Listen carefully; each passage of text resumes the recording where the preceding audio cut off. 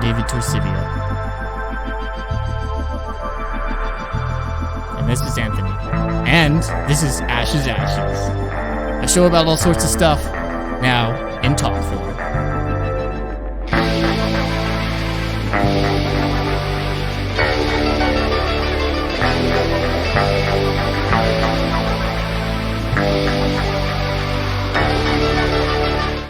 Well, screw playing the rest of that. I don't know if it worked anyway, so.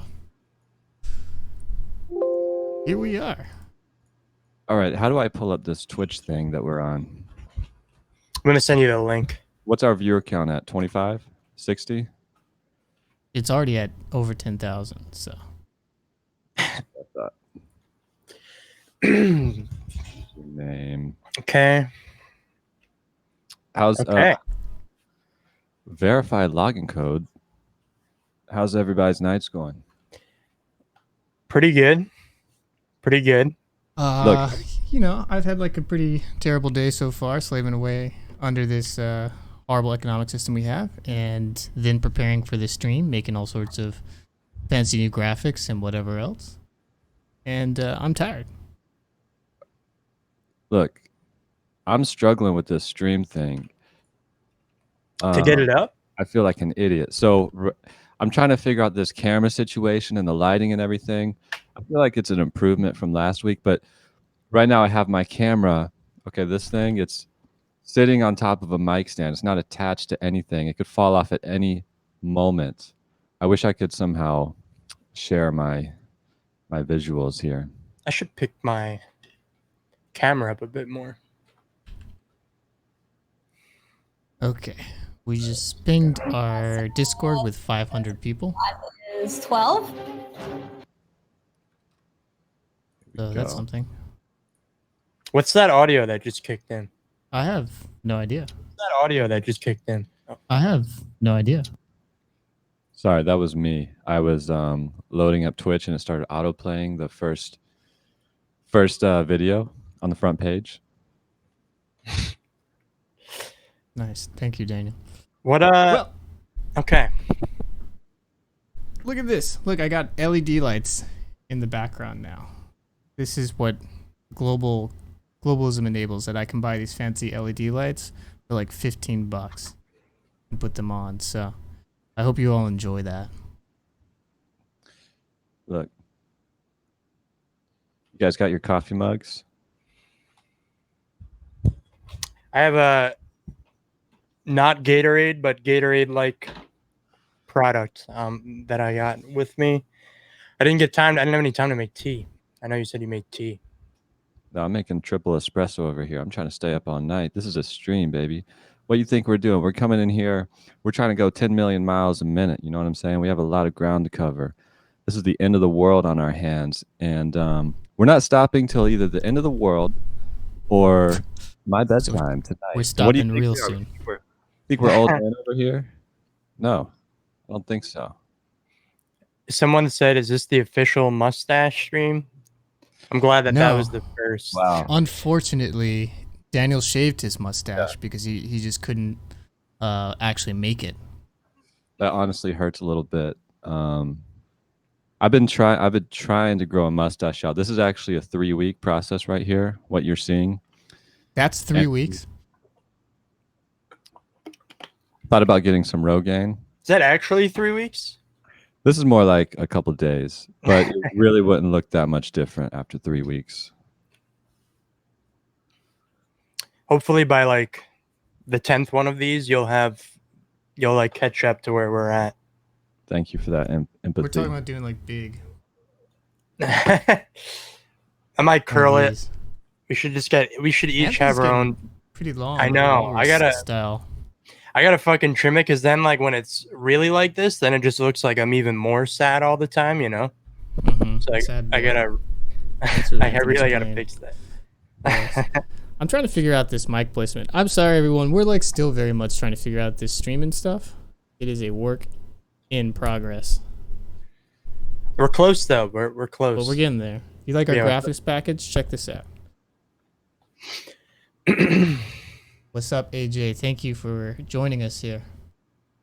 And Boomkin Master Race, you too? What's up, y'all? We have a lot of stuff that we're going to talk about today, but it's all pretty casual. All sorts of different things, all related to the end of the world, as everything we talk about here on Ashes is. We also have, I think, Daniel, a pretty exciting podcast episode coming out this week on Thursday. So I realized as I'm editing the show, and I thought maybe is there a way for me to screen share, because I could actually show like some of the workflow of editing a show. I thought that might be interesting. There is, but I have it mostly set up on my end. But I can pull it up here, and you can narrate it if you want. Yeah, either way. I realized as I'm editing it, we didn't have a "What can we do" section of the show. Yeah, I was thinking about that in the shower this morning. We're all as David one said. does. I That's where all my thinking happens. In the shower. I get texts, Anthony, from David. He's like, "Yo, man, I was just in the shower. I was in there for like 3 fucking hours. I had this awesome idea," and I'm like, and I know that's gonna be a good one, you know. Because it was brewing, yeah. That they feel like our voices match each other's faces. Do y'all think that's true? That's good. I don't know. I'll think about that one in the shower. I'm not quite sure. I think that's good. I guess it's a compliment. I always worry about. I used to listen to, or I still listen to Street Fight Radio, and I listened to them for a while, and then I saw their stream. I was like, man, they don't look like what I thought they looked like. But then, you know, after watching them for a little bit longer, it made sense. But it was still like, whatever picture you have of somebody when you hear their audio and then you see their face for the first time, it can be like, that's not what I expected. Yeah, and it like shatters the illusion. Right. Okay, Daniel, I got right up here the desktop, the old desktop. You want to talk us through maybe, a little bit of what we're looking at here? The eater machine. Remember that?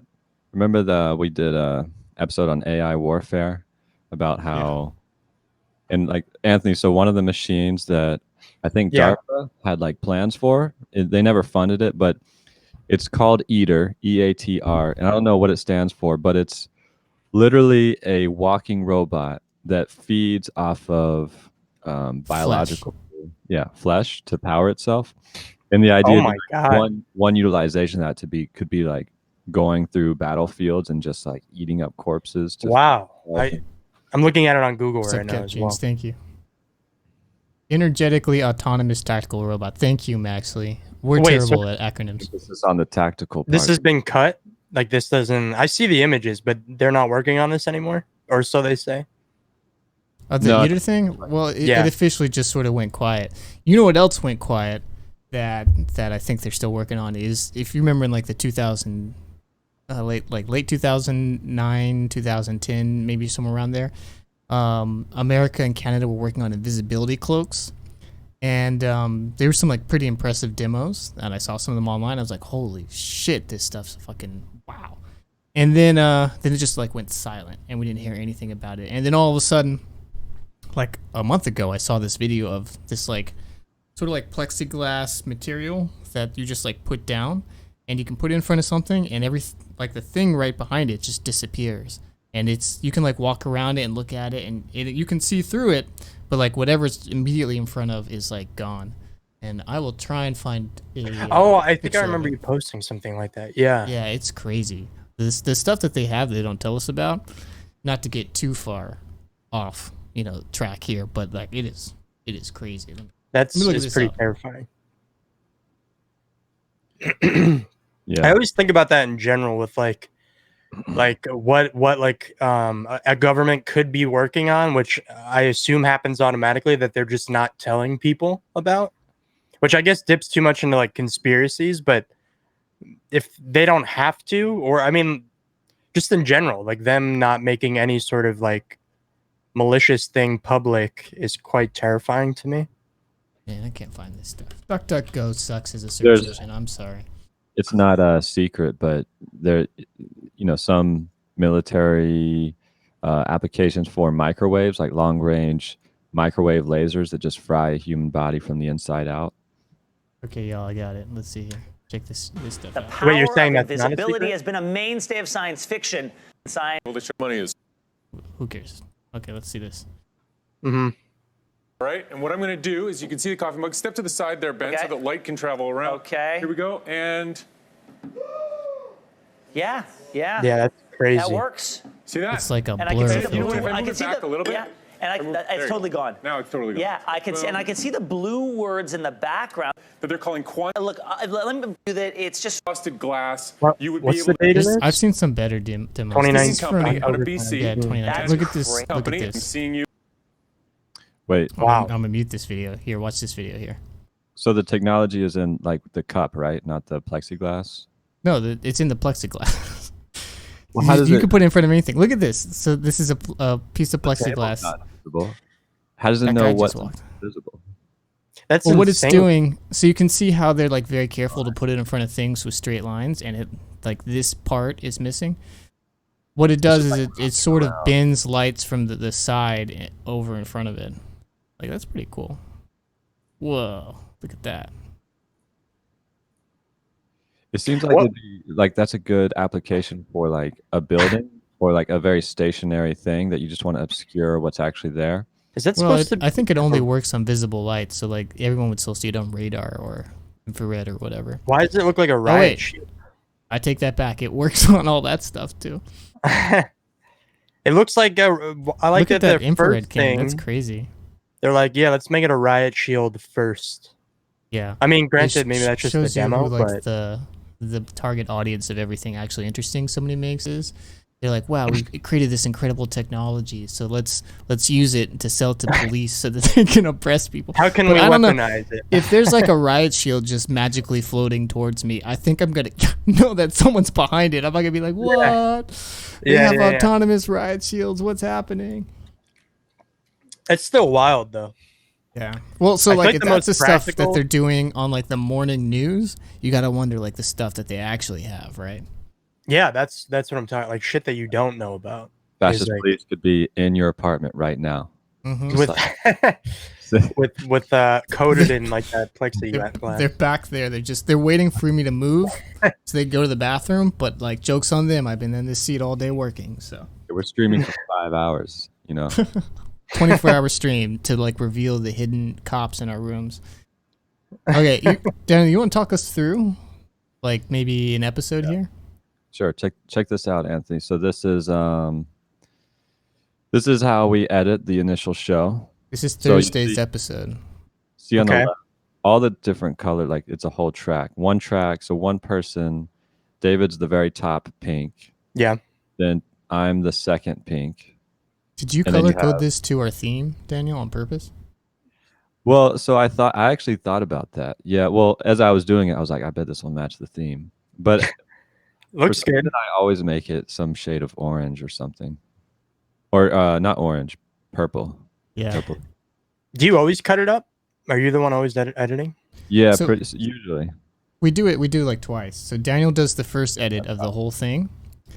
And then so he's only made it to here.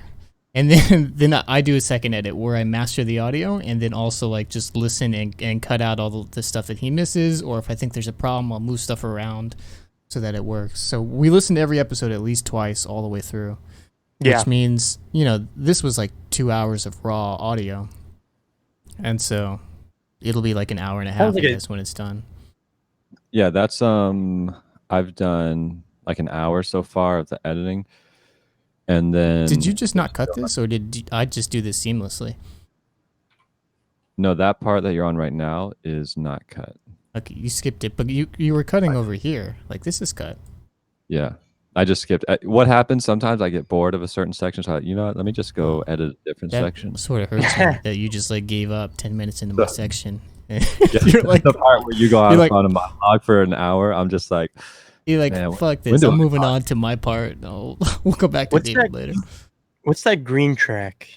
This green track down here, Yeah. it's from an interview. So Oh, okay. these two are interview tracks. Okay. And then Daniel was like, I think part of that interview will work over here at the end. And then we have these chapters. Here, Daniel's a chapter that he's called Bullshit Society as a preview. This one's called mandatory sentencing and unintended consequences. So we have these around, and then actually, if you have a podcast player or an audio player that's capable of reading chapters, they're in there, so you can just like skip around on the section. Pretty cool. Yeah. It looks like a lot of work, and like, We'll zoom in on like all those. yeah, it looks like a lot of tiny splices. Yeah. No, I mean it's not like Wow. fun. Yeah. I Well, so, feel like like, it'd be okay, hard so- to listen to yourself. Like you've already, you know what I mean? It was at Like, first. I right think you get used to it though. That's what scared me with like ever editing like my own podcast shit. So if you zoom in right on that section, David, Which section? just like go back to where you were. Here. So this is a good example of like, no, go back. This is the interview. Go Can't right read a your little. mind. What do you want? All the stuff's Go to cut the out right. here? Yeah, like right there. You see how like there's gaps where I respond and then you respond. Mhm. Some of those like just because of the timing of when like you're recording, we might respond like at the same time. Like you say a joke and I start laughing, or like I respond to it, but we don't want our voices to overlap, so I might like just try to line it up a little bit better. Oh, I see. Okay. And I'm sorry, we're not going to play any of it because I don't have this audio piped in. I actually just have like a whole bunch of recordings of Daniel saying, "Yeah, David, you're so smart. I agree with everything you say," and I just play it. I just add it to the episode all the time. And then every morning I wake up and I play them as like my morning mantra. So yeah, there's a quote or someone just put in the comment how like Yeah, splicing. that's the Okay. joke. That's the joke I'm making. But for me, it's the opposite. What I do is I just cut out every time David's like, "You fucking idiot." I'm very verbally abusive. Daniel can tell you. But so That's dope though. Looks like a look a forward lot to of, that lot of work. on Thursday. I think it's a fun episode, even though it's depressing, like everything we do. But so that's on Thursday. I think it'll be good. I think we had good energy because David came back from a party and he had been drinking, so he's like totally I had one laughing, beer, but it was like a pretty good slurring his beer. words half the time. Just like That might give it absolutely some more energy wasted. though. A different kind of energy. powerful Yeah. drunk energy. Possibly. Okay, well, what are we talking about today? There's a lot of stuff going on. Mhm. There's a lot of stuff that doesn't matter that they want you to think matters. Like I guess Kamala Harris is going to be Yeah, I saw that. Biden's vice president, but who cares? We don't care because it doesn't actually matter. What matters, y'all? Anthony had some questions for us yesterday, and we're like, you know what, Anthony, we're not going to answer you right now. Why don't you hold that thought, and we'll come back tomorrow on the stream, and everyone will get to hear us ramble about your questions instead. So Sorry, go ahead. no. Yeah, my bad. I constantly have like the question of like, or thought in my head that like, man, this place sucks. This place being America, and I'm like, damn, it'd be nice to move elsewhere if said country like wanted Americans. And a lot of people like, so I've noticed like recently, like are like, yeah, we want to get out of here. We want to get out of here, and it's like, and then when I say that, I pitch that to you guys are like, well, everywhere sucks, and I'm like, is there a spot that would be like, what country sounds the most, I guess, appealing, or just like what has like issues that are not so predominant? Because I have some in my head. Like I hear good things about New Zealand, South Korea, Switzerland sounds nice at times. But I don't Those know. are all cool places. I can talk about all those places, but the problem with all these things are that if you're looking to actually immigrate somewhere, it's like pretty hard to become a citizen or someone who lives in New Zealand. Or Switzerland. It's not as bad in South Korea, but like it's not easy. So you're sort of limited to, if you're trying to like move somewhere else in preparation for collapse or whatever, you gotta basically be rich or be like super talented in a field that they just were like, yeah, come on over, stay here, no problem. Because otherwise you're just sort of shit out of luck, and your conversation is instead, well, where can I go in the United States? Yeah. That isn't so bad, and well, that's a different conversation. But I guess, You know, like at what time scale are you talking about, and like what thing are you preparing for? Is Like what? Like Is the when big you say question. time scale, you mean like when You're would I like- want? it's just I like guess a it's like- 5-year plan, or is it like in 10 years, or like next year I'd like to move somewhere and this is where I'm gonna go? Or Maybe like less than 5 years, but then like it doesn't sound ideal. Like you would need it, like it takes more than like money. I feel because then you're also like cutting off. Maybe not cutting off, but like then you don't get to see your family and like close friends as much, and then you got to like reassimilate to their culture and like whatever industry or like job that you're doing. Like it would be hard. It would be like so many steps, at least for me, like more so than like money. So that's like what always holds me back. And then on top of all that, it's like what you said, where these countries like wouldn't exactly want Americans, and it's like hard to immigrate. So all that is like the weight of like where I just go, all right, I'm stuck here. Let me just make the best of it and like work on things. It's funny. Mariah was just saying running ain't the answer. That's true too. That's all. Yeah, like Yeah. I feel that sometimes too, where I'm like, well, maybe I should just stay and like push for better change. I But it's like hopeless at times. that's what we always say. Well, I have a similar, like in the similar vein, I have the same thinking, which is that so much of like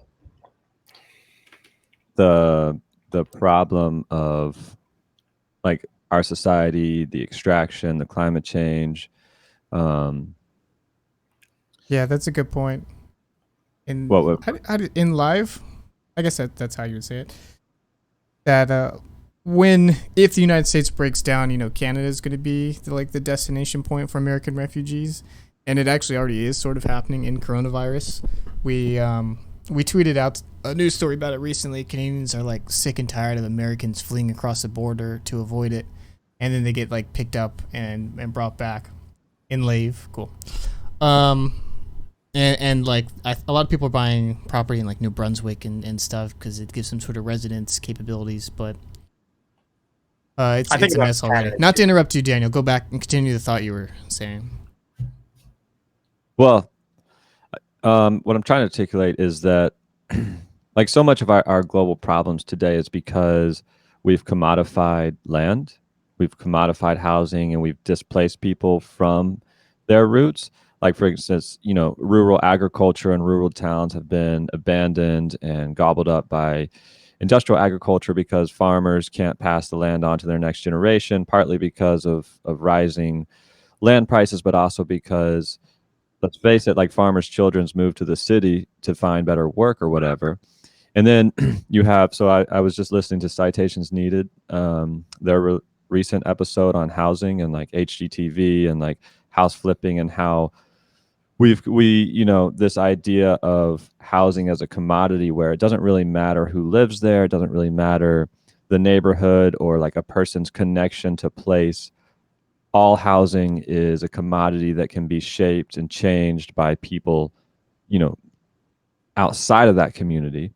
And as a result, we all kind of, I feel like, are conditioned to think of ourselves as like we can just move anywhere. And so you have no like actual place where community is embedded and it takes care of that land and that area. Relationships are formed. And so I'm always conflicted. Like I want to be rooted in a place where like it can be, generational and you can build something that, but then climate change is like, well, all farming, like who knows where it's going to be possible. You could build like a community and all of a sudden like the jet stream slows down and like you experience like winter for the next 6 years and like everything that you're building toward is no longer possible. Mhm. But that's the risk. Like no one can predict that either, And I think like, wouldn't it be better instead of like, where can we go to escape? Like, how can we make the places where we are more resilient? And the only way to do that is through community, because that's where true resiliency comes from. No, Daniel, it's about building giant bunkers underground and like getting machine gun automated turret posts outside so you can mow down your neighbors when they come over and ask you for flour. Here's the problem with with bunkers is like all these billionaires in New Zealand or whatever, like building bunkers and like, yeah, I'm so rich, I'm gonna have like this personal army to protect me. Like what who's paying that army when there's fucking global drought and Yeah. US dollar doesn't count for any like international exchange of markets across countries? Like what good is Mark Zuckerberg, like this like scrawny little nobody who can't like probably swing a hammer to save his life, to like 20 special operations guys who are like trigger happy and like sitting on a pile of gold bricks and like enough grain to last a village 20 years? Like what is Mark Zuckerberg to them at that point? You know what I'm saying? Yeah, well, that is a good point. You can do parties, but as Blabazani, I'm butchering all his names, said, like a lot of people are talking about this right now. These questions. It wasn't just Anthony yesterday, but I had some other friends ask me this earlier this week. Everyone is sort of feeling, I think, right now that, like, oh shit, things really could pop off and like explode at this moment, and this might be as good as it gets going forward. And I think a lot of people are sort of being like, well, maybe I should have a backup plan ready to go just in case on like the off chance. And the answer to this is like, yeah, if you are going to move somewhere, you can do that. Maybe you don't want to be in New York City or San Francisco or LA or something if like the country starts collapsing, but you can't just like move somewhere and then be your own walled off bunker homestead thing. You got to like integrate in the community and help develop these strong roots, because otherwise you're going to fail by yourself wherever you go. But to give actual like definite place, my money on like the place to be if you want to survive as much of this as possible is like the Michigan sort of area. There's tons of fresh water. There's good farmland. Land's pretty cheap. The weather, it's cold right now, but it'll, as things get more intense, it'll warm up. They don't have like a lot of natural disasters, no hurricanes, no earthquakes, no volcanoes, not a ton of nuke plants What in that about direction. Colorado? How's Colorado, there's not as much farming there. Oh, okay. It depends where you are in it too, and they have in some parts, it's pretty intense water issues, in some parts it's not. Yeah, like Rick is saying that you got to build roots no matter where you are, and that community. It's so lame that we're always answering everything like community, but like it really is true. And yeah, as they pointed out, Colorado has water problems, drought problems, and then it doesn't affect just Colorado, but obviously everything down the Colorado River. And so the other thing about being farther up is that as refugees start moving up, you have like more time to prepare for that. When you say moving up too, and maybe I'm thinking about this like an idiot, but like man, I don't know how to say this without sounding so dumb, but basically like the temperature in Canada is colder, right? Like as you move up north, wouldn't it get essentially Depends where cooler? you are. Like Vancouver stays pretty warm year round. Okay. It's definitely warmer than like Maine or even parts of the Upper Peninsula in Michigan that get the lake effect stuff. Hey, But it really how do I- depends. How do I see things that I like on Twitter?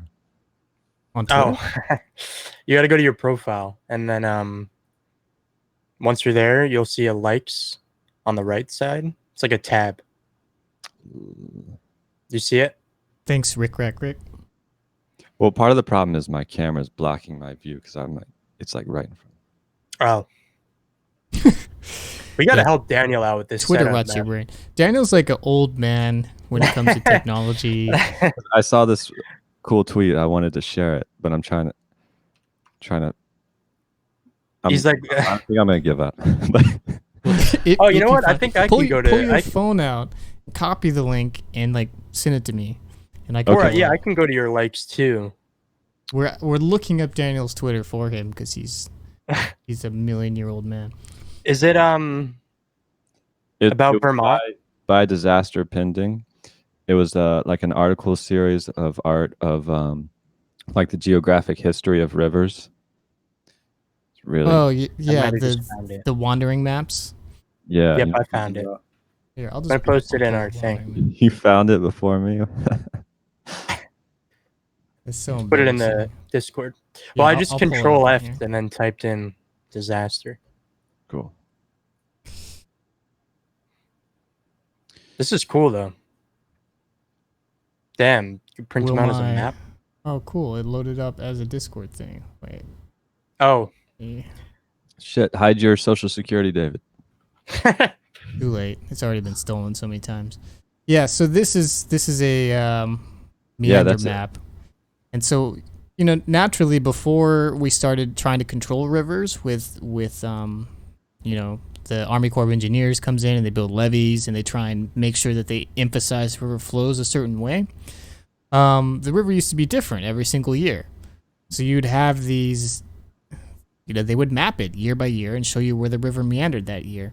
And this was important for telling, possible potential hazards and stuff, depending on the year, and guessing what the river path would be.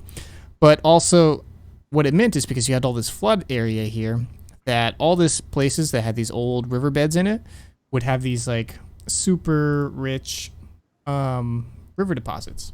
Like, the silt from it made it really good farming. Let me enter this. Looks confusing. There's like a lot of different shit going Well, on. what they sort of represent like different years where this was happening. Wow, this is really graceful. Yeah, what I'm doing. so that's. Oh shit! You're out of frame, Dave. It's broken. It's my fixed. God. Shit.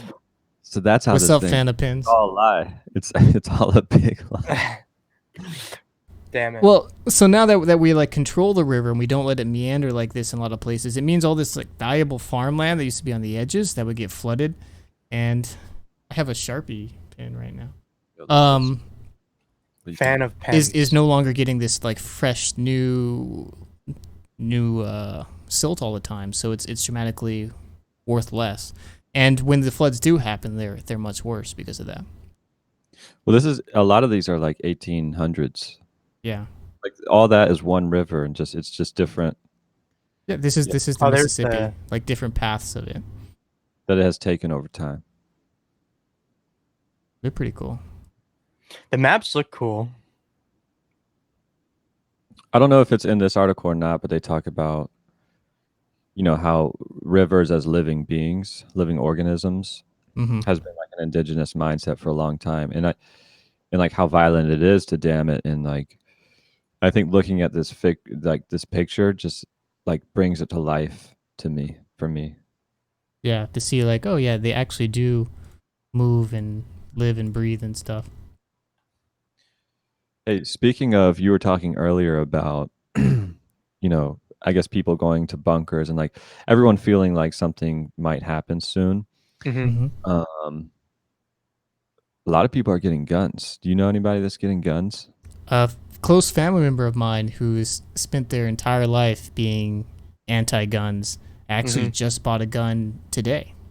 Send me a picture of it. They say, look what I got. Yeah. My mom, that when I was a kid, like my mom was like super, like sheltering, I guess. Like I wasn't allowed to play Grand Theft Auto until I was like 18, I swear. As funny as that sounds. And like she never didn't let us get like plastic, like guns, like bow and arrows, like anything like that. She was super against it. And they just filed for a gun license a few weeks ago. And it's like, I just seeing like everybody's mentality like flip or change this year is like pretty terrifying in itself. My brother just got a gun. Like it just like I feel like tension is like rising. Well, Daniel and I are from the South, which has, I think, a more open mindset about weapons than up north. And Anthony's from up here. For those of you who don't know, I'm in New York City. Daniel's in Massachusetts, and Anthony's somewhere in New Jersey. And it's been interesting seeing, like, not even just, I mean, of course, over the past few months and weeks, but living up here over the past few years. And I came up here, and everyone's like, oh my gosh, guns. It's like instant, no. But people have been like, well, you know what? Maybe I could see something. And then the protests started happening, and then the feds started like scooping people up, and people were like, okay, yeah, I understand why you might want to have weapons. And I think those images of those protests where you had those like huge masses of like armed people of color going out and marching, and people just respecting that. I think a lot of people were like, okay, I could see how you can have like a lefty gun culture. Which is kind of exciting. You know, like in an ideal world, I wish we didn't have to deal with this and that there were no weapons. But, you know, the United States has, what, 350 million weapons, maybe 400 guns. More than one per person. Of course, most of them are like, you know, one person owns 4 or 5 weapons. So they're very concentrated in a small minority. But, you know, I looked up the stats and I did the math, and I think over 40 to 50% of the voting population of people who actually go out and vote are gun owners, which is why, you know, it's such a contentious issue for Democrats and Republicans and has been a wedge issue for so long. But I wonder if that'll start changing, and then you'll just see everyone is sort of like, yeah, you know, Second Amendment's important to me. Because they're fun. I mean, guns are fun. They're fun to shoot. I don't know if you've ever shot a gun. They are fun. I haven't. They can be terrifying if they're used in a terrifying way, but also, you know, they're fun. And I think you can have a responsible gun culture, or you need one at this point to provide itself as an alternative to, yeah, Rick's calling me out. Yeah, this is not an ideal world. Yeah, but we need like responsible leftist alternative to what is otherwise a very toxic, like QAnon-filled, conspiracy, racist culture. NRA? Otherwise, yeah, like if you hang out, sometimes I go on gun forums or like gun subreddits just to like see what's going on. And basically every other joke is about killing commies or like killing thugs, and they use that word very intentionally, and then talking about the boogaloo and whatever. So like it's a very sick culture where there's a lot of LARPing and fantasy about, you know, offing people that are different than you, whether by race or whether by political opinion. Yeah. So, you know, if you just let that fester, then that's the only option. And if we provide an alternative to it, then maybe we can have a more responsible sort of culture in this country. But, you know, on the other hand, what's more likely is like you got to arm up before that civil war happens. Yeah. I'll flee to Canada. Well, they imagine that. won't even let us in. I guess given isn't the border closed to Americans right now? I don't know. How many guns does it take to open up the Canadian border? Let's find out. Man, I hope I can get to a point personally where I'm like more open to guns. But even like being around them, like I have friends, you know, I told you my brother has a gun. Like it's always uncomfortable for me because I feel like there's no immediate defense to you. You know what I mean? Like whether it's any other weapon or sort of like attack, there's usually You mean like if someone comes at you with a gun? yeah, you're dead. Well, That's it. yeah. I mean, Well- that's like people who actually carry and stuff. Like, there's this mantra of like, you know, I know know, what Daniel's carry gonna a say. weapon, and I would never pull it out, and like they take it, you know, both like it's like both comical, but also like you have people who take it really seriously because the idea in like the carry community is like if you ever take your gun out, you're only taking it out to use it for lethal force, because if you're in a confrontation and someone sees you take out a gun, that's basically like a life and death situation now. So people who carry probably would never take it out, and I Mhm. mean, they like kind of drill that mindset into each other. And it is like a very different though culturally, like coming from the South, where like in the South, if you're 18 years old, you can just walk into a Bass Pro Shop and like, I'd like a handgun, please. And they're like, well, let me see your ID. And then they just Mhm. hand it to you. It's that you can easy. be younger than that if Oh. you're buying a shotgun. I think it's like 16, maybe younger. And then, but in Massachusetts here, you have to have a license just to even own one, like a license to carry just to own one. And it I think you have to requires, do like, a safety class to get that license also. yeah, you have to take a safety class. You have to have references, and the references thing, like, you know, it comes back to this idea that like gun control is really like a racist. I mean, it is founded in racism. Some of Yeah, like it was the modern originally gun laws. championed by Ronald Reagan and the NRA in response to the Black Panthers arming themselves to defend their neighborhood. That's the origin of modern gun control. Was specifically we had to take guns away from black people. Yeah, one of the things the Black Panthers would do is they would just walk around they would patrol their neighborhoods with, you know, rifles and pistols, open carry, and they would see the cops like harassing someone, and so they would go up with their law books because they were educated, and they'd be like, "What's going on here?" And the cop would be like, "Fuck this, I'm out." And that's where gun control laws came from.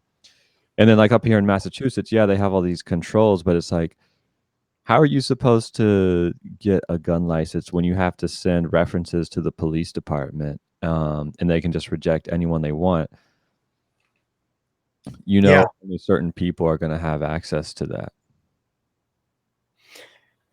That's interesting. You said the perspective is interesting too. Like when I went to Arizona for the first time last year, and I think that was the first state We I've were been to. in Arizona yeah, you were there. exactly a year ago today, Daniel. That's right. It popped up on my phone like, look at pictures from a year ago, and it was us in the desert. For your border episode, right? Mm-hmm. You should pull that up on Reaper, David. No, it's too big. It crashes, Reaper. And just watching people like going to just like a random little I'll show you the bodega, second pins. and there's like like people walking around, multiple people walking around with sidearms. That's like that's super unusual for me, and I'm just like, yeah, it's it's I mean, that's a uncomfortable. totally different culture, but you sort of get used to it, and a lot of that is like you're scared of it because you've never used it, and you just sort of associate weapons with what you see in TV or video games.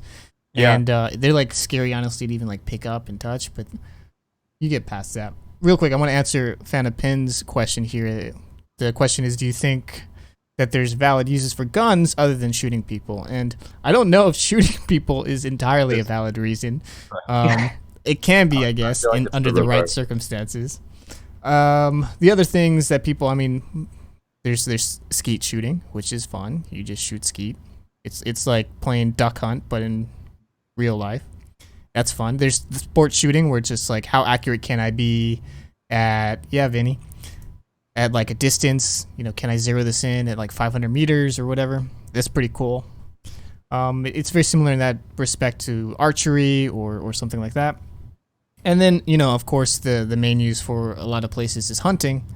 And hunting, I think, gets a lot of bad rap immediately just because you're killing animals, and it can be done very irresponsibly. Yeah, self-defense is a good point. I'll get to that. But a lot of states actually rely on hunters for population control of invasive species, and for species that grow too fast, like a lot of white-tailed deer, there's too many. And if you let them grow up because we don't have enough predators, they can end up crashing their own population and causing death. I feel conflicted on crashing that the one. population. I feel conflicted on that because, Mhm. the root cause is not Yeah, I mean, like if we could, inherent to their population. It's because we fuck up the habitat. So it's kind of like hunting as this like it doesn't actually solve the issue. So if the argument is we need to solve the issue, then let's repair our well, atrocious baby land steps. land here, Daniel. development. I agree, but this is what we're left with in the meantime, and we got to do something, and so that's something. But and then also, as Rick pointed out, for a lot of people who are in suburbs or cities, you do need weapons for defense. I think my brother, he's getting his doctorate in geology right now, and one of his professors or advisors did a lot of field work in Alaska, and there's a lot of like grizzlies and brown bears up there, and so when you go out, you got to go out with like a 12 gauge, and he at one point he almost got mauled by a bear. It like came at him, and he had to shoot the bear because he got charged. Wow. And so he keeps that shell like on his desk to tell people that story, or maybe he just keeps a shell on his desk and like that's the fucking story he tells Michael? his people. Yeah, Michael, Wow. not Michael, but Michael's advisor. Michael never. Oh, I have an shot a bear. that's so crazy. I have an opposite story, which was Also I was feral hogs. You gotta shoot feral hogs. I mean, you don't have to, but That's what I suspect too, Rick Racker. this is not a fucking made-up story. It's an opposite story. Thank So you. Haunting the morgue. I was traveling a couple years ago, and I was like traveling by myself, and I was walking through Prague in the Czech Republic one night, and I feel like we need a big screen for Daniel's video here. fucking feature me right now. Spotlight. Here we go. So I'm walking down Prague in the city at night, and all of a sudden I feel like really, unnerved and tense. I'm like, I don't know if this is safe right now. I don't really know where I am. It's dark, and there's like some seedy people walking around. And then I'm like, wait a second. I'm not in America.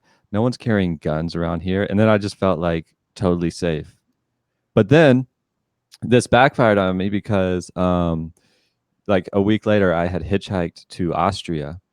So no, not Austria. I went up to what's that one where everyone smokes and they drive a lot of bicycles? Amsterdam. So I was in Amsterdam and I was walking around at night, same story. Smokes. But this time I was like, it was like really like midnight, and I was just walking around aimlessly down the city, and like I passed the red light district like totally randomly, and I was getting catcalled and all this kind of stuff. So I was like, oh, I want to kind of get away from the hustle and bustle. So I started walking down alleyways and like over canals, and I was in this like really tight spot, and two guys came at me and tried to mug me, and I had to run away. And so like I haven't heard realized, this story. yeah, maybe there's well, that's kind of why I was like, oh, I should do jujitsu. That's kind of why I got into jujitsu for a while. How long ago was this? 2016. Are you still But doing then- it? So the crazy, well, not the travel was 2016, but then I told somebody. I went back to another country, the one where they have what's the capital of the EU? Brussels. What country is that? In Belgium. Yeah, so I was in Belgium, and I told somebody that I like two people almost mugged me in Amsterdam. And they're like, "Oh, yeah, they do that sometimes. They'll just like wave a knife in your face and try to scare you, but it's no big deal." What the Well, fuck? this reminds me of something Anthony was asking that kicked off this conversation in the first place, which is, when somebody comes at you with a gun and you've got like no response to that, like you can't. But actually, they'll teach you in self-defense classes, if you have a weapon and somebody has a knife, so you have a gun, somebody has a knife, if they're within like 30 feet of you, you're going to get stabbed, even if you shoot this person. The time it takes for somebody who already has a knife out, for you to pull your weapon and to fire and then take that person down, if they're running at you, you don't have enough time, and they will still stab you. You might kill them anyway, but like you're going to get stabbed. So Knives it's- scare me too. Yeah. Knives are, in my opinion, scarier than bullets. Like obviously you don't want to get shot, especially you don't want to get shot in the head. But knife wounds are brutal. I would And assume it's if you get in a slower knife and more fight, painful. everyone's gonna get cut. Nobody wins a knife fight. Yeah, that's terrible. Yeah, knives are, and I guess it's more. Everybody has some sort of knife. It's more accessible.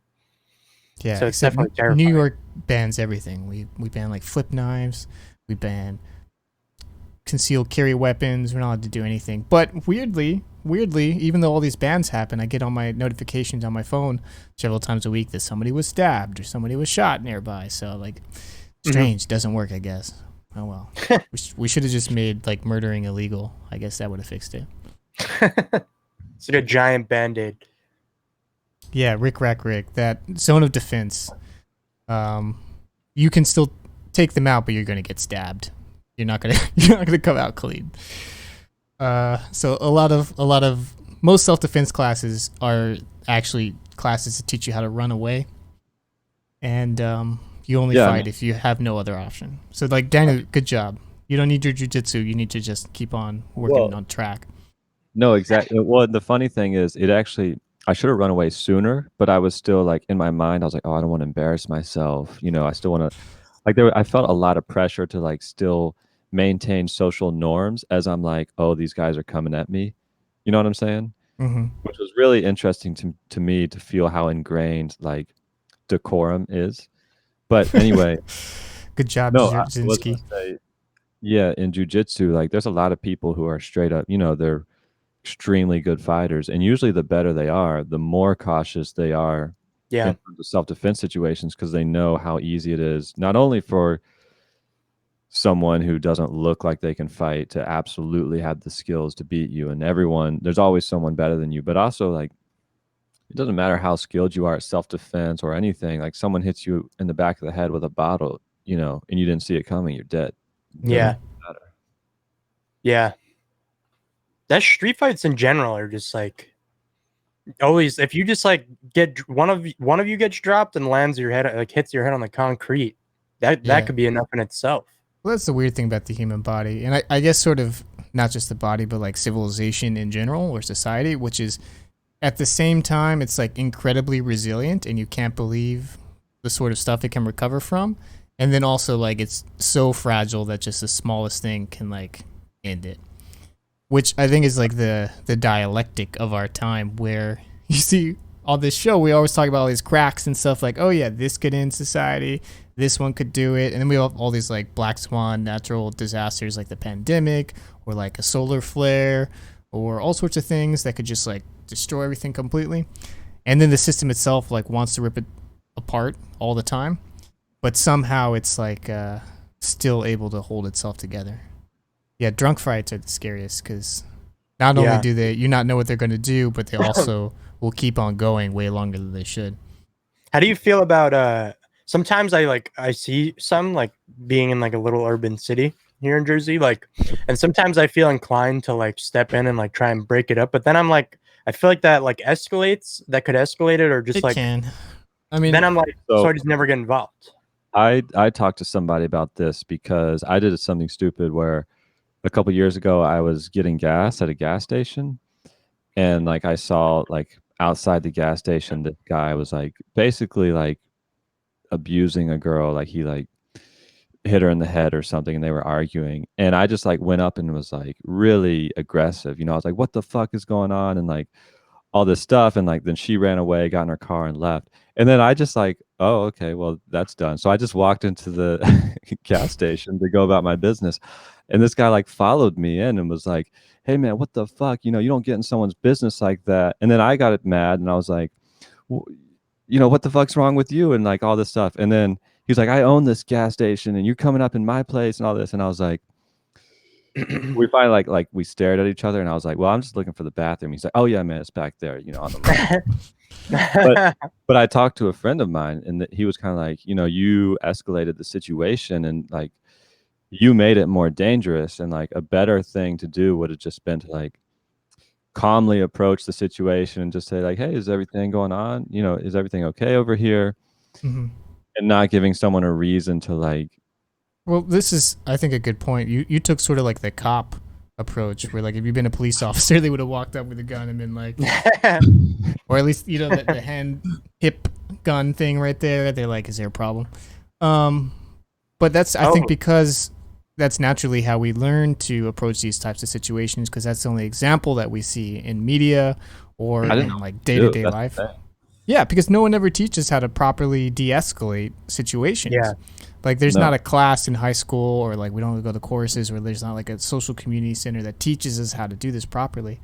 But if we want to move towards scenarios where we are reducing the load of the police or getting rid of them entirely, this is something that everybody, not just like community defense groups or social workers or whatever, need to know.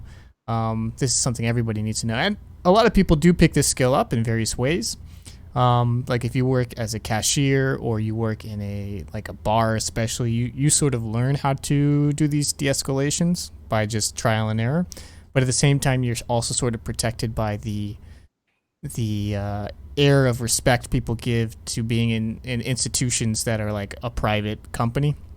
So like people are going to behave differently inside a McDonald's than they will, outside on the street somewhere. So you lose that sort of protection, and it changes the equation of how you do these de-escalations a little bit. But if you find somewhere there's like a local social group or something that does these types of de-escalation classes, I'd recommend them, because you're like, when would I ever need this? But it helps you not just in situations like Daniel you encountered here, but also even in times like where you're angry at somebody in your own like personal life or relationship, and you can be like, wait, let me take these lessons that I've learned and take them in and figure out how to deal with this in a more responsible way. Yeah, fan of Pins is like, say something non sequitur. Like imagine if I had walked up to this couple and was like, hey man, where'd you get those shoes? I really like them. Like, Yeah. I bet that would like totally have thrown it off. That is actually like one of the things that they recommend, just like completely changing it, because it catches people so off guard. They're almost like using a different part of their brain when they try and respond to that. And then it breaks the flow, because as you came up and escalated that situation, it's like a steady climb. But if you can go like this, and then you cause like a drop in that escalation, then they have to get back up that peak. No one's going to be like, oh, thank you, I bought them from Foot Locker, and then immediately go back to screaming. Unless they're like a sociopath or some shit. Yeah, well, I mean, if someone's like fucked up, all bets are off, which goes back to that. Who knows how drunk people are going to react? This is a little off topic, and Yeah. speaking of like fan opins, good point. You don't want to say something that sounds like you're making fun of someone though, because then they can just turn their anger onto you. oh yeah, Whatever. you mentioned cops. Yesterday they released the video of like the George Floyd arrest. Oh, I hadn't seen that. Not watching that shit. It's definitely not worth the watch. The only thing that I found striking, and granted, YouTube comments are always kind of toxic, but like the majority of YouTube comments on this were Rookie like mistake, defending the cops, and I was like, You serious? because he's Yeah. kind of resisting the whole time, but I don't know how I don't know if you guys wanna get resisting on this is- topic or Is not. bullshit. Everyone should be resisting all the cops all the time. But this Yeah. goes back. We talked about police cameras at one point, Daniel. I think, at least maybe. I don't think we did a subject on it, but we definitely have touched on it. One of the problems with them and the reasons why I was personally opposed to the deployment of them years ago, when everyone's like, "Oh, if we just got body cams on all the police, then all our problems will be solved," was, and I think this is what we address, is that they have like facial recognition built into them now, so you can go around and just like patrol while filming everybody, and they get like notifications. Oh, there's a warrant out for this person. You can arrest them, whatever. But the other thing is that New York Times and some other organizations did like studies looking at a bunch of different angles. They would film like artificial scenes with actors playing the police and actors playing, you know, the victims, and then actors playing, you know, whoever's the aggressor in the situation.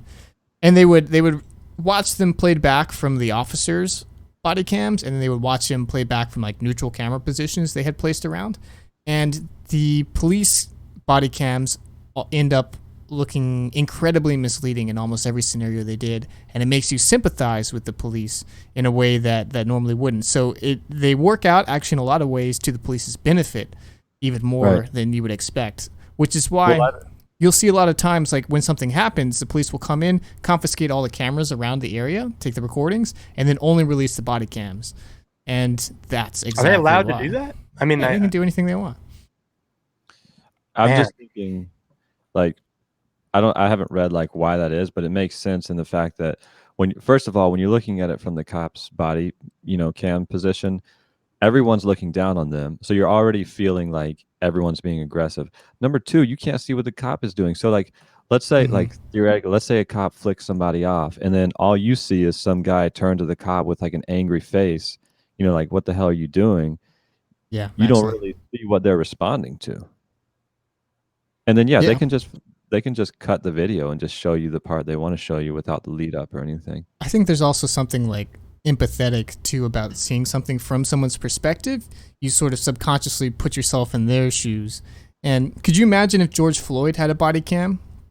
Like the reaction that would be if you see him like being mashed into the ground and you can just hear the like crunching and stuff. Like Yeah. that would be the scenario where you're like, okay, yeah, like I completely empathize with this person, but because it's from someone else's perspective, you know, and again, Daniel, it's a good point that they're lower, so like people look down on it, they look more aggressive from that angle. I think they're very insidious, and I think I don't think you can trust them at all. I'm sorry for triggering you, Mariah, but it's that's why, at least why we're not playing the video on the stream. Yeah.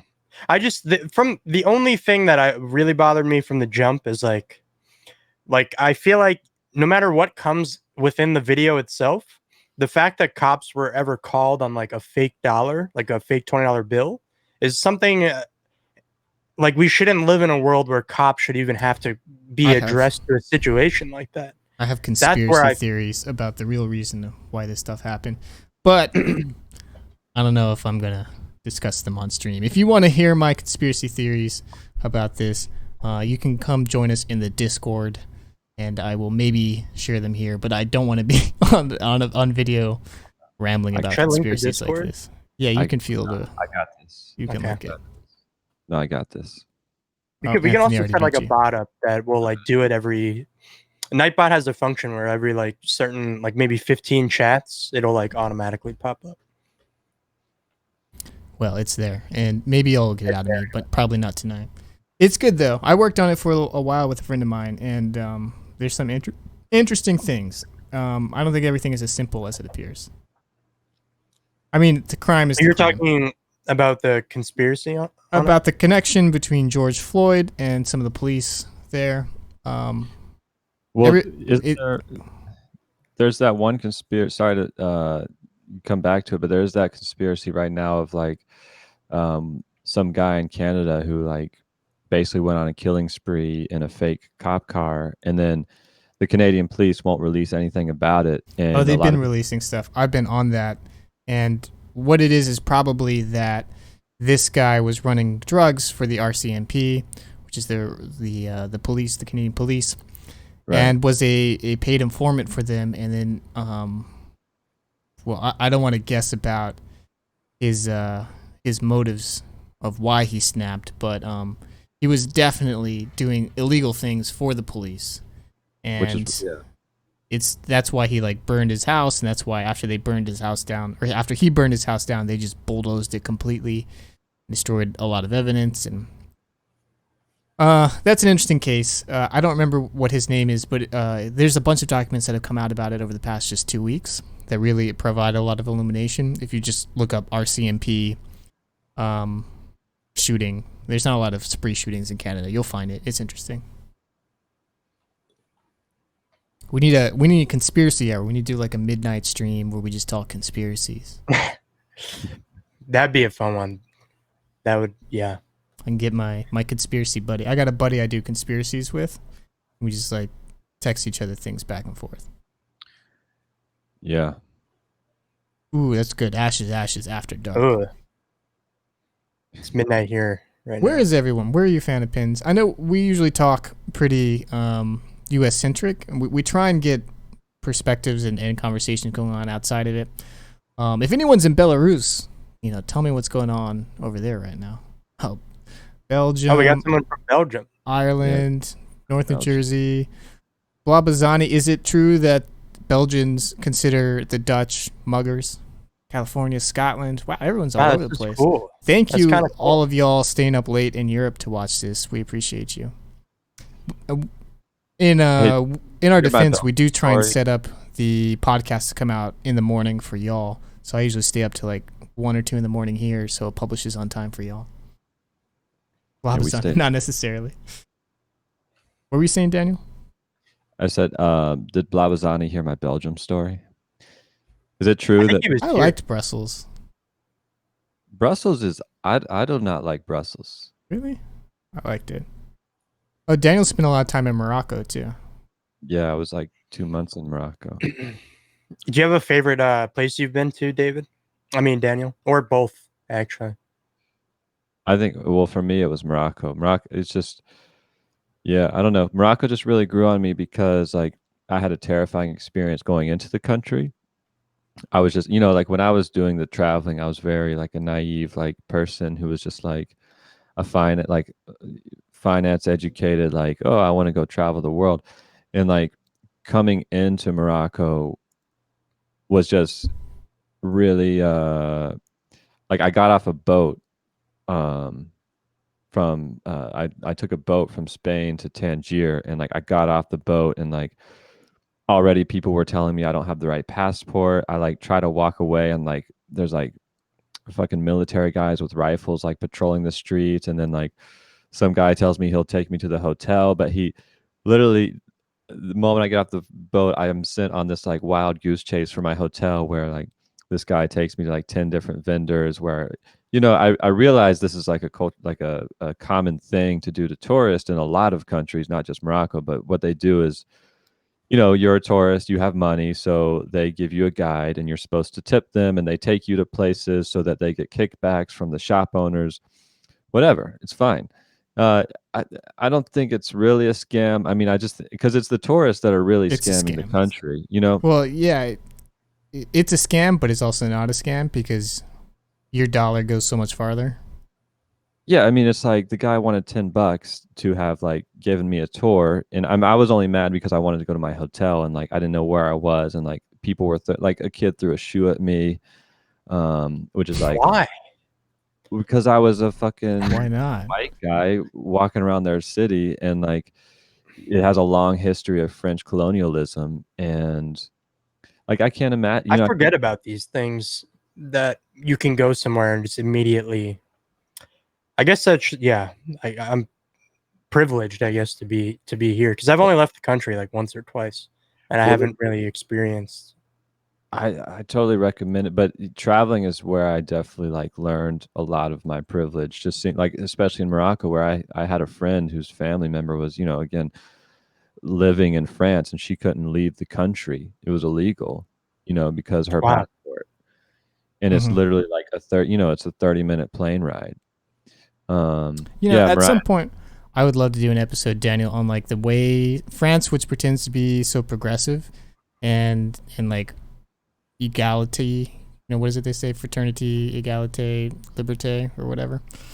Don't- Yeah, I don't know. Athens, Georgia. Shout out. That's Daniel and I both went to school there. But they basically rule Africa with an iron fist still to this day, through currency manipulation from their former colonial colonies, and Haiti and stuff too. It's really fucked up. France is a fucking shame, but I mean, like, we're one to talk, so whatever. Mariah knows a lot Yeah. about. She researched it at one point, like France and like the history with Haiti. Haitian Revolution. They are still refuse to forgive that fucking. For those, the very short version is Haiti had a revolt. It was a slave colony, basically. They revolted against their masters. They got their liberty. They were really the first group of people to do that. And then France made them pay them back for the cost of the lost slaves, more or less.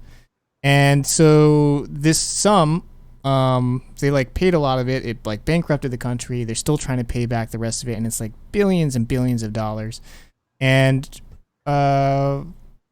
it's just, they refuse to give it up still, and they don't need this money coming in, but they just want to keep Haiti like under their thumb for forever. The Revolutions podcast. I haven't listened to the series on the Haitian Revolution, but I've heard really good things about it. And I haven't heard that book, Mariah, Silencing the Past, but I will check it out. Sorry, I keep forgetting to switch these cams here. I'm getting used to Alright. this switching. I like looking at Daniel. It's just on Daniel's face. I like looking. I'm gonna just put it on my face for a second. Yo. Hey, we should show Anthony that cave video. Oh yeah. What's going on in This is cave like video? a very big non sequitur, but let me find the link to this.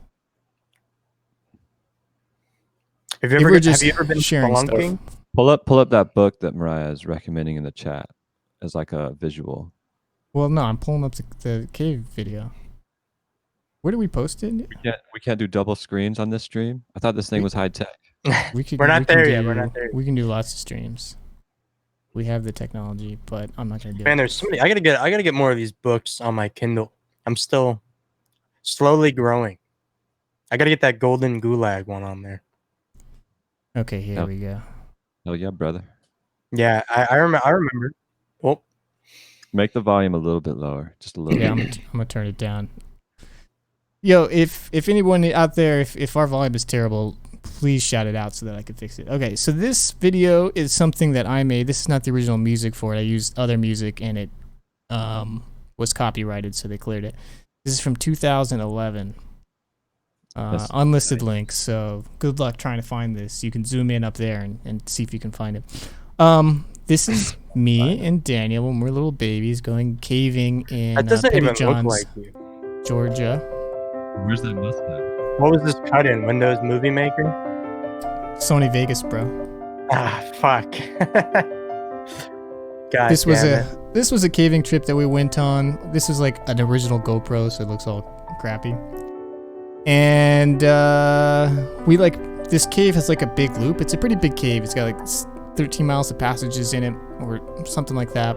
So we were doing this loop, but we got lost right at the end of the loop, and we tried to turn around.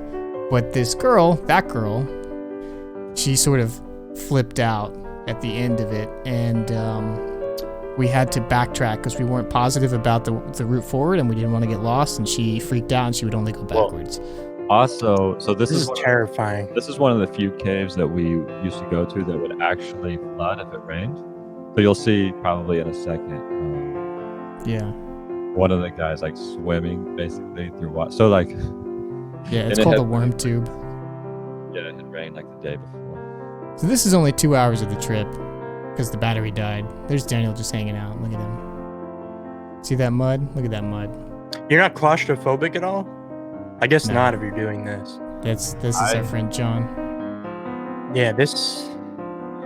Man, people die like Yeah, this. you like this royalty-free piano music? John almost died on this trip. He almost fell down a Oh. hole, and Daniel saved Oh him. my god. Like I Fuck, said, dude, this is giving me anxiety. we never did a trip with UGA Outdoor Rec organizing this one. But they do go to the They go to this cave though, and they do know the full routes. So I would highly recommend if you get a chance to go cave there. Tennessee, Alabama, Georgia, and the caving community is called TAG. There's over 13,000 caves. There I am, and it's a really great place. Some of the best caving in the world actually. People travel from all over to go there. That's the video. Well, now I'm sweating. I don't know why That's we dope. said that. That's a big non sequitur, but there you go. Would you go diving? Ooh, good question. Yeah, I think so. The ocean kind of freaks me out. Same. I like snorkeling, but I'm like half freaked out the whole time I'm doing it. I was in Egypt on Sinai Peninsula there, and it's like there's some snorkeling. It's pretty cool, but there's like tons of sea urchins, and I remember snorkeling at some point like 3 feet over these like giant black sea urchins. They're like this big. That are Mhm. poisonous, and I'm like, I hope I don't sink, and it made me very nervous. But it's pretty cool, but it freaks me out. I'll be honest, but I try and do Yeah. it anyway, even though I'm freaked out. Have you been skydiving, anyone? I have. How was that? It was super fun, but I'm a little bit afraid of heights. So which actually was not a problem when I was jumping out of the plane, because I think the thing with my fear of heights is it's really a fear of like falling. Thanks, But Becca. if the goal is to fall, then jumping out of the plane for me was like, yeah, this is our goal. And it was like extremely exhilarating. Like I can't describe how exhilarating it was. But then when he pulled the parachute, because I was doing tandem, that's when it was actually a little freaky for me, because I just had like 8 minutes to stare at the ground, and like when you're like Ah, 100 man. feet over the trees, you're like, man. And the way the harness works is you're just hanging like, you ever seen like a baby on someone's like chest? Yep. That's how helpless you are, and you're like, you just feel like, man, You're- if my harness broke, I would just like face plant on the top of this metal roof down there, and like all I could think about is like, would I live if I fell now? What about now? Has anyone died in a tandem jump? I'm sure. Yeah, I'm 100. I'm not gonna look it up, but I'm 100% positive someone has. Man, But I think you're can't more do it. likely to die on the way to the jump. Maybe, I don't know. I'm just making that stat up. It looks Says fun. I would there's do it, one- but it's too expensive. 1 fatality per 220,000 jumps. I was gonna say That's not bad. 220. That's pretty terrible, but According to 220,000 the- is not bad. According to the United States Parachute Association. And you gotta wear like a mask. Can you get coronavirus while you're skydiving? Man, yeah, heights freak me out. That like it sucks. Like cave exploration, diving, heights just freak me the fuck out. I like bring you exploring, caving but- someday. What about space? That freaks me out too. But I think I'd rather, if I had the option to go like deep sea diving or to go to space, I think I'd pick space. So someone in the Discord was sharing this person's art. This artist. Let me pull it up here.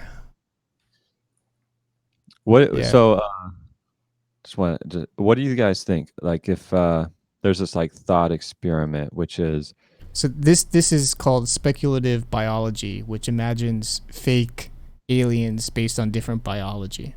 So like these are the people in this thing. They have like the mouths are down here and up here or something.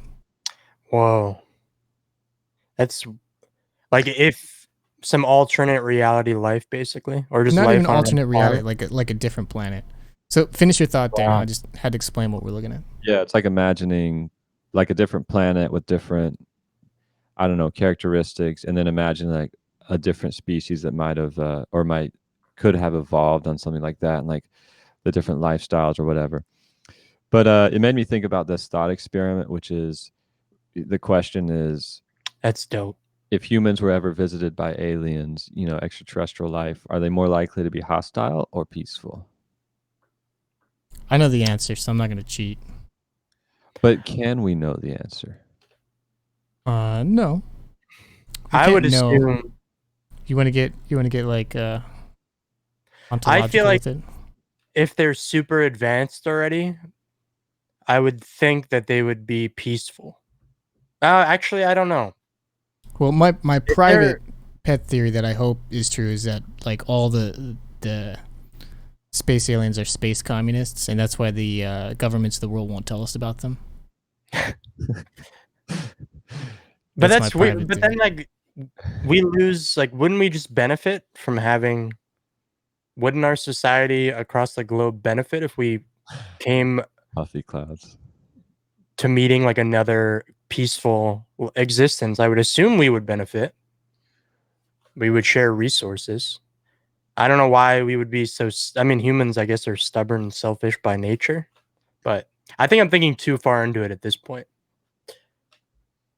What do you think, David? Well, so the cheat answer, and the thing that's probably most likely, based on, the human characteristic of applying the way that we think to imagining anything else. So anthropomorphizing the idea of these aliens is, and this is based on what we're trying to do. If we're heading out to other planets and stars and stuff, well, then we're probably going there to gather resources to further fund or fuel our own expansion. Yeah, Maxley just pointed it out. So if we're doing this to spread and trying to harness all this energy, and not just energy but resources, because assuming that we're an advanced society, we're probably harvesting the energy from the sun, but we do need harder elements, iron and whatever, to create our craft, whatever it is that we're doing. Then we're gonna have to destroy planets to do that. So sorry, Earth, you're in the way. I guess for me, the question is like, so for so it's like we're I don't know, Spoon May. anthropologizing. Promorphizing. Cut this out. Oh shit, we're not doing a podcast. I can't hide it. Oh, look, Whoopdini's here. Whoopdini is the one who shared Barron's on the Discord with us. So we're talking about speculative biology, and we're talking about, would aliens who visit us be more likely to be peaceful, or would they be more likely to be hostile? So I said hostile. Well, my interest in this question is less about like actually speculating on alien life, but more like reflecting on, because all of this is really just based on our understanding of human beings. And I feel like anything we try to project onto alien life is really just a projection of what we think is possible in the human species. But by nature, any civilization or any species that has achieved space flight is no longer indigenous, right? Like, to be a species of a planet, to be indigenous by nature means that you are intimately and totally connected to, embedded in the natural ecosystem.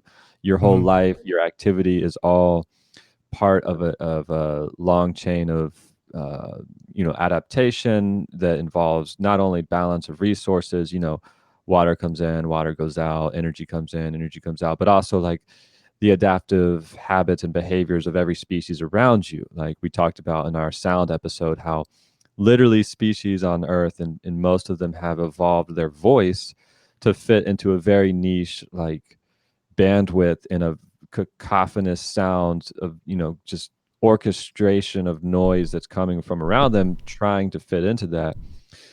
So how do you go from like just being a part of a natural ecosystem to then separating yourself out, to commodify bits and pieces of that, to willfully and intentionally separate yourself from this foundation to create something like a spacecraft? How do you retain in that process respect for life, respect for balance of energy and flows?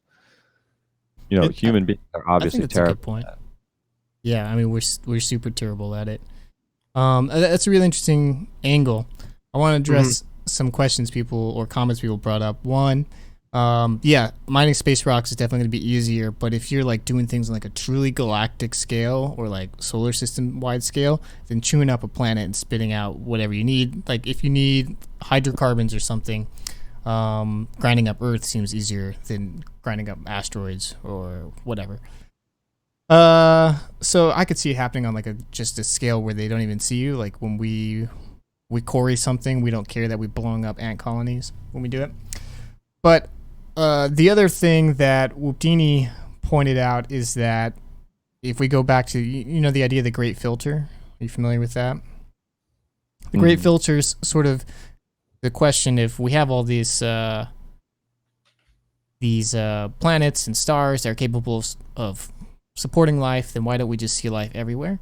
There must be some sort of filter that causes life to not be able to make this jump to intergalactic travel or interplanetary travel, that we see life all over the place. And so, for our civilization and for us on this podcast, we can look at all the topics that we talk about here every single week, where everyone is like about to destroy civilization at any one moment. And like if I sat here right now and I said, will humans be an interplanetary species within 100 years, I'd say, oh, no way, we're going to crash before then. Climate change, like nuclear war, capitalism, all these things are going to destroy us before we ever get to that point. But so the theory here is that if a society is wise enough to avoid these sort of pitfalls, then they're probably a more peaceful or inclusive thinking group of people who might think in the way that you're talking about, Daniel, about like how can we integrate ourselves with these, with everything on a scale from the very micro to the very macro. And so that's the hope, that if we counter somebody that they're so wise that they don't just instantly destroy us. But on the flip side is, and this is probably most likely, is we just have no idea what we're encountering, that they communicate entirely different than us, that they're so alien to us that we don't even recognize them as something that is an alien. The same way that like an ant probably looks at us and has no idea that we are another thing. In theory, maybe the ants do, maybe ants are super wise and they know what we are, but like it's very easy to imagine an ant that we're so massive to it or so different that it has no idea what we are or how to communicate or whatever. We're just part of its environment. And then if you want to get really, third eye open, they're like on different spiritual planes. We're cruising through the astral planes in our intergalactic spaceships. We're going to the great library in the center of the cosmos that holds all knowledge. And like, we don't even see the aliens because they're vibrating on higher planes than us. Yeah, that's right, Whoopdini. This makes me want to rewatch some movies. Like, I fucking hated Arrival, but it kind of makes me want to rewatch it. Arrival, to me, I think it's interesting, but it's too, like, I could just see somebody sat down and they read like the Sapir Whorf Wikipedia page, and then they had just finished reading Catch-22, and they're like a light bulb went on above their head, and they're like, oh man, what if language and unstuck from time, and then like we could do this. I don't want to totally spoil it for everyone watching it, but it just felt so derivative to me. Like they didn't because I like the director a lot, but you mean like he didn't put in enough? No, I think it's just like baby's first sci-fi. Oh, I gotcha. Okay, yeah. I just found it to be really boring when I watched it. That was my issue. But this conversation, you ever see Annihilation? This kind of reminds me of Annihilation 2, that movie. Where they're so alien we don't like totally. Yeah, it's like alternate. Understand it. Yeah. Yeah. Yeah. I didn't really get the end of that movie, I'm gonna be honest, but I didn't should like probably read the book. I didn't like the end of that movie at all, but there's yeah, that'd be cool, Max. Seeing movies in empty movie theaters always make them better. That's the best way to do it. Yeah. Yeah. When you were talking about the ant species, or ant, and then versus human, it made me think of from Hitchhiker's Guide to the Galaxy by Douglas Adams. Really funny book. In one of the scenes, so it's like a sci-fi comedy, and in one of the chapters, like a guy just says like "Have a nice day" to somebody, and then like somehow the vibrations of like "Have a nice day" got transported through space and time and like reached the ears of some distant extraterrestrial civilization that was in the midst of its like extraplanetary war with itself. And like when the generals heard that phrase, "Have a nice day," it was so offensive to them that they decided to team up, join forces to go attack whatever source it had originated from. This is from what? Is this like a Douglas Adams thing? Yeah, it's Yeah, Hitchhiker's Guide. Okay, yeah. I was saying this sounded familiar. Yeah, so they're like, "Oh my God, this was the most offensive thing ever spoken in our language." So they're like, stop their war, they make peace, and they send this like huge armada to where they originated the source, which was Earth. And like after traveling like however many years it took to get there, they finally get there and like are promptly eaten by like a chihuahua on accident. Who Oh just yeah, like that's right. They're like teeny tiny. Oh, that's funny. Those are funny books. I really enjoy sci-fi. There's a lot of really good sci-fi. HBO's making a Foundation series.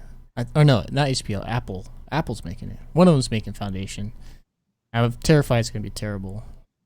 I haven't liked We'll see. anything Apple's really done yet, but I haven't seen a lot of their stuff. I'd hope it's HBO. Not that they're, I don't know. I think I'm getting too into specifics, but I feel like they handle properties better. Oh, this is pretty cool. This Klingon concept that's not, based on humans. Yeah, this is a cool field. Speculative biology, abiogenesis. That's the creator of this one. If you ever want to kill some time, this is a fun way to do it. Yeah, that looks cool. That looks dope. Well, we are getting to the end of our scheduled time today. I think we were planning on going from 8 to 9:30. But this has been pretty fun for us. What's up, Owl? I didn't see you joining the chat there. Fan of Pins, have you read Flatland? Which is sort of like that. It's not about aliens, but it is 2D and 3D yeah, super things short. encountering each other. It's very short. It's very good. I think they made us read it in math at one point, thinking we'd understand math better, but didn't work for them. Wait, what was it called again? Can you repeat that? Flatland. That's a book. Yeah. Yeah, it's like It's pretty super good. short. No, it's really interesting. It's like the different experience of like 2D organisms, but existing Well, on and- different. Yeah, they're scale. like flat plane, and then they're visited by a 3D like sphere. That sounds pretty cool. dope. Yeah. It's basically Edwin? used to try to describe, like, make people conceptualize the different dimensions. Like, it starts with just like Yeah. a single plane, so like you have like lines. It's just like a line or just like dots. The book's super cool. It's like stuck in my head for years. It's pretty good. Live has another story, Golem XIV, that they recommend. We are definitely planning on doing more of these streams. In fact, we're trying to make it a regular thing every Tuesday and Thursday, 8 to 9:30 Eastern time here. And for those of you that can't catch those hours or miss them, we are recording them, and we'll probably put them all up on our YouTube. We actually do have a YouTube. I think it's Ashes Cast, so people can check it out on there if they don't want to support Twitch, which is totally valid. But we do appreciate y'all joining here and also subscribing. It is more encouraging to have people in the chat, because then you can actually have these conversations, and it's super cool. Like, I love the Discord for having conversations with people all around the world, especially asynchronously, but it's also nice to be able to do it like this, where we can actually get all these thoughts down real quick. Yeah, this is a lot of fun. That sounds awesome on Live. I'm gonna check that out. We What almost if we did it so like one day is chat and then one day is game? Yeah, we might do. So we have some games. We all play games a lot. So next on Thursday we might play a game for y'all to watch. And then I actually do like that midnight streams. Maybe we'll make that a special thing once a month or every couple of weeks or just randomly. That could be fun. just conspiracies. We should do it at like Friday night at midnight Yeah. or Dark Sunday. Souls. I'm So- terrible at Dark Souls. I might not have to go into work on Mondays. So yeah. So now Sunday midnights we're working every If we play GTA or Red Dead and want to hook up. Okay, we'll let you know. I don't have either of those games right now, but we usually play sort of casual multiplayers. Even down to things that are just like chill stick figure games where you battle each other. We've got Jackbox, which means we could play Jackbox with all of y'all in the chat, which is something we want to try out. I've heard Yeah. Factorio is good, but every time I like consider I'm buying, terrified of Factorio. it looks exhausting. I'm like, Well, Mhm. I think I'm just gonna fall down that hole and never come out. It just looks It's- super it looks tedious. Okay. Very addictive though, like that. Especially Daniel, you play a lot of like games where you just sort of click a lot. So I think you'd really. If y'all That's don't a- know this, Daniel's way- ranked number 1 in the world for the video game called Generals, which is generals.io. Maybe we can play that at one point so y'all can see Daniel whoop everybody.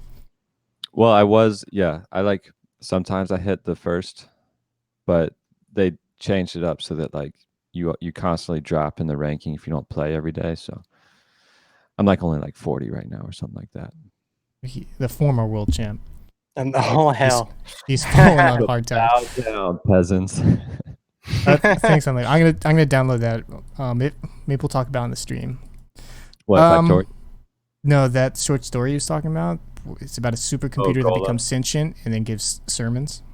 Golem 14. Yeah, I was looking up on Wikipedia. It seems interesting.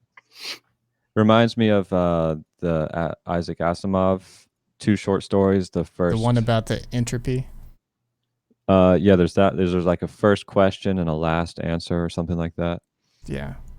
Well, Wow. they say like, how can you reverse entropy? And it says not enough data or whatever, and Like it thinking keeps about it. recalculating. Yeah. And then it ends up like consuming all the energy to generate the question or something. The answer, I don't remember, but it was a good story. Well, it's like it doesn't come up with the answer until like well Yeah, the after last the question. death of the universe, and then it's like, let there be light, and then Insufficient data. That's what it is. I'm just sitting here remember what butchering. the last- I don't remember what that's like a 2-part. I don't know. I don't remember what the first one is. I used to Oh read a no! lot of I sci-fi. remember. So the other one is like this astrophysicist dies, and then it turns out that like his brain has been reconstructed by this like superior being, who is basically like harvesting the consciousness of like the trillions of smartest individuals of all civilizations across the universe. And the guy's like, well, why did you create me? And the superior being's like, whatever, you figure it out. He's like, well, this is ridiculous. This is bullshit. I don't want to just exist for no purpose. And then eventually, like, he gets to the part where he's like, well, if you're just going to make me exist, then I'm going to spend every waking minute thinking of a way to destroy you. And the Supreme Being is like, I think I read that. I remember that now. he's like, that's what I've been trying to do this whole time. That's why I created you fucks. No, like, figure it out. If we're recommending sci-fi books, everyone, I'm sure plenty of you have read it, but those of you that haven't, The Dispossessed by Ursula K. Le Guin is an excellent and topical book based on a lot of what we talk about on this show. So check that out. It's I bought that book for like 5 or 6 people. It's really good. The only problem with The Dispossessed, because I did read it, but I tried to get a friend into sci-fi who's never read sci-fi by reading that book with me at the same time, and they just found it too boring and like inaccessible. Yeah, I don't think I would start as a sci, but I don't think it's boring. But for people who aren't used to reading books that are like about things that the book isn't necessarily saying on the page, maybe it's like tedious on that element. Sounds like me.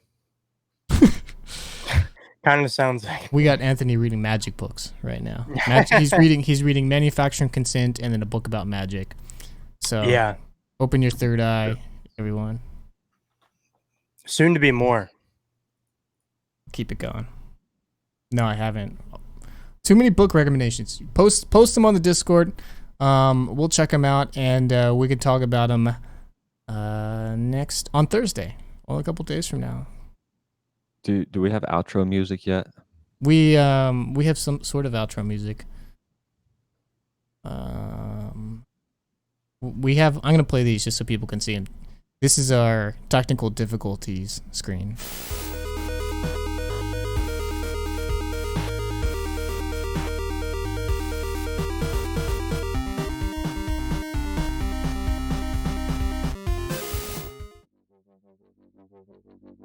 This is our BRB screen.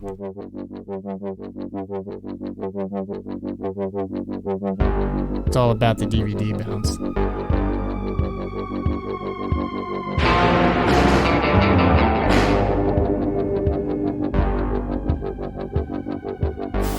And then, of course, we got our Ashes theme.